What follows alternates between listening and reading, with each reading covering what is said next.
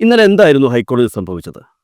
നാണം കെട്ടവന്റെ ആസനത്തിൽ കിളിർത്ത ഒരു ആൽമരത്തിന്റെ ചെടിയെ വെള്ളവും വളവും നൽകി വളർത്താൻ ശ്രമിച്ചതായിരുന്നു. കാര്യം നാണക്കേടാണ്.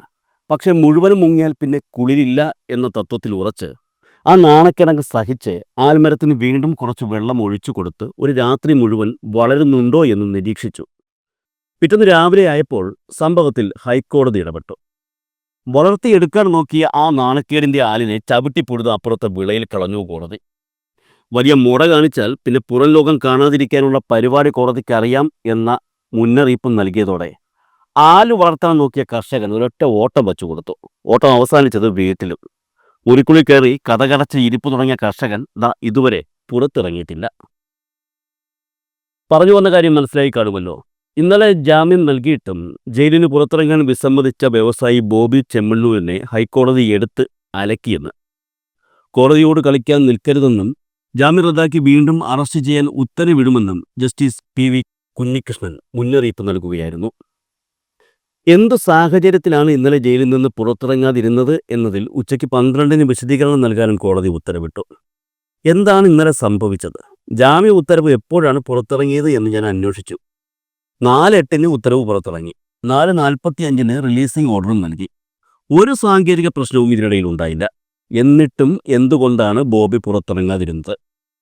കോടതിയിൽ ഇത്തരം നാടകം കളിക്കരുത്. ജാമ്യം നൽകാൻ മാത്രമല്ല, അത് റദ്ദാക്കാനും എനിക്കറിയാം. ജസ്റ്റിസ് PV കുഞ്ഞികൃഷ്ണന്റെ ഈ വാക്കുകളാണ് ബോബിയുടെ കിളി പറത്തിയത്. വഷളത്തരം ഇളിച്ചു കേൾക്കുന്ന ഫാൻസ് മൊയന്തുകളെ മാത്രം കണ്ട് ശീലിച്ച ബോബി ചെമ്മണ്ണൂരിന് കോടതിയും നീതിന്യായ സംവിധാനങ്ങളും എന്താണെന്ന് ഇപ്പോഴാണ് ശരിക്കും മനസ്സിലായത്. ഇന്ത്യൻ നീതിന്യായ വ്യവസ്ഥ നിലനിൽക്കുന്നത് 1-2 ഫാൻസ് അസോസിയേഷനുകളുടെ പിൻബലത്തിലല്ല എന്ന കാര്യം ഉറപ്പായും ഫാൻസുകാർ ബോച്ച എന്ന് വിളിക്കുന്ന ബോബി ചെമ്മണ്ണൂരിന് മനസ്സിലായി കാണും. ഇനി ലക്ഷങ്ങളല്ല കോടികൾ കൊടുത്ത് അഭിഭാഷകരെ കൊണ്ടുവന്ന് കേസ് വാദിച്ചാലും കോടതിയെയും നീതിന്യായ സംവിധാനത്തെയും വെല്ലുവിളിക്കുന്ന ഒരു ബോച്ചമാർക്കും സമൂഹത്തിൽ നിലനിൽപ്പ് കാണില്ല. ഒരു 5-6 കിളിപോയ ഫാൻസുകാർ കുറച്ചുനാൾ കൂടെ കാണും. ഇവന്മാരുടെ പറന്നുപോയ കിളി തിരിച്ചു വരുമ്പോൾ അവന്മാർ പരിപാടി മതിയാക്കി പോവുകയും ചെയ്യും.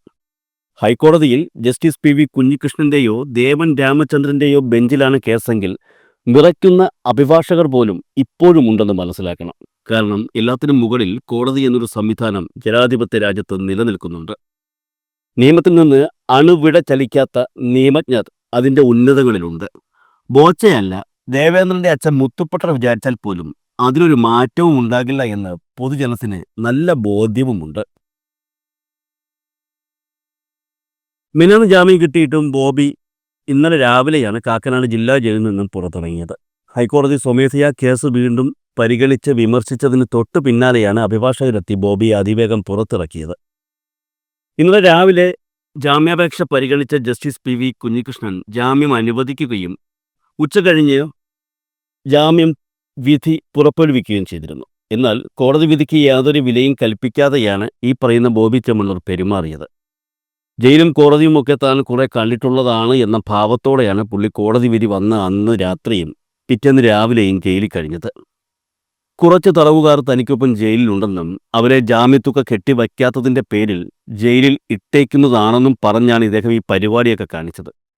എന്ത് കോപ്രായം കാണിച്ചും ചാനലുകളിലും പത്രങ്ങളിലും ഫോട്ടോയും പേരും വരാൻ വേണ്ടിയുള്ള മോഹവുമായി നടക്കുന്ന ആളാണ് ഇദ്ദേഹമെന്ന് സാധാരണ തലയ്ക്ക് മൂളയുള്ള എല്ലാവർക്കും അറിയാം. ഇയാളുടെ രീതികളും മാനുഷിക പ്രശ്നങ്ങളിൽ കയറി ഇടപെട്ട് നിൽക്കുന്ന വാഗ്ദാനങ്ങളുമൊക്കെ അത് ലക്ഷ്യമാക്കി തന്നെയാണ് എന്ന് ഇപ്പോൾ ഉറപ്പായിരിക്കുകയാണ്. എന്തായാലും കോടതി പുള്ളിയെ വെറുതെ വിട്ടില്ല, എടുത്തു കൊടുത്തു. ജസ്റ്റിസ് PV കുഞ്ഞികൃഷ്ണന്റെ വാക്കുകൾ വല്ലാത്ത മൂർച്ചയുള്ളതായിരുന്നു. ബോബി ഹൈക്കോടതിയോട് കളിക്കാൻ ശ്രമിക്കുകയാണ്. റിമാൻഡ് തടവുകാരുടെ കാര്യം നോക്കാൻ ഇവിടെ കോടതിയുണ്ട്. കുറെ മാധ്യമ ശ്രദ്ധ കിട്ടാനായി ഇത്തരം പരിപാടികൾ ചെയ്താൽ എന്താണ് ചെയ്യേണ്ടത് എന്ന് കോടതിക്കറിയാം. അന്വേഷണ ഉദ്യോഗസ്ഥനെ കൊണ്ട് 2 ആഴ്ചയ്ക്കുള്ളിൽ അന്വേഷണം പൂർത്തിയാക്കി 1 മാസത്തിനുള്ളിൽ വിചാരണ നടത്തിക്കും.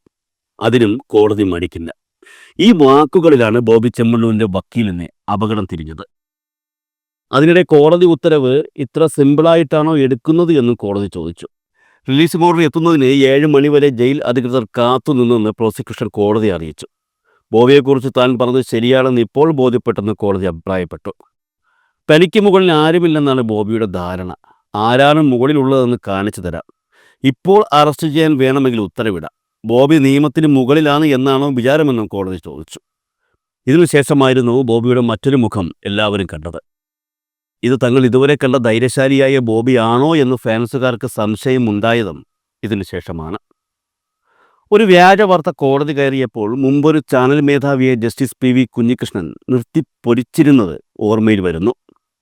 തെരുവു നായ്ക്കളെക്കാൾ മനുഷ്യർക്ക് മുൻഗണന ലഭിക്കണമെന്ന് പറയുമ്പോൾ തന്നെ നായ്ക്കളെ ക്രൂരമായി ആക്രമിക്കാൻ അനുവദിക്കരുതെന്നും ജസ്റ്റിസ് അഭിപ്രായപ്പെട്ടിരുന്നു. എന്തായാലും അവസാന വാക്ക് കോടതിയാണെന്ന് ബോബി ചെമ്മണ്ണൂരിന് മനസ്സിലാക്കി കൊടുത്ത ജസ്റ്റിസ് PV കുഞ്ഞികൃഷ്ണൻ ഒരു പ്രതീക്ഷയാണ്. 2018 സുപ്രീം കോടതി കൊളീജിയം PV കുഞ്ഞികൃഷ്ണനെ ജഡ്ജിയായി ശുപാർശ ചെയ്തത്. 2020 കേരള ഹൈക്കോടതിയുടെ അഡീഷണൽ ജഡ്ജിയായി. ജഡ്ജിയായുള്ള നിയമനത്തിന് 2 വർഷം നീണ്ട കാത്തിരിപ്പുണ്ടാക്കിയ മാനസിക ബുദ്ധിമുട്ടുകളെക്കുറിച്ച് അദ്ദേഹം സത്യപ്രതിജ്ഞാ വേളയിൽ പറയുകയുണ്ടായി.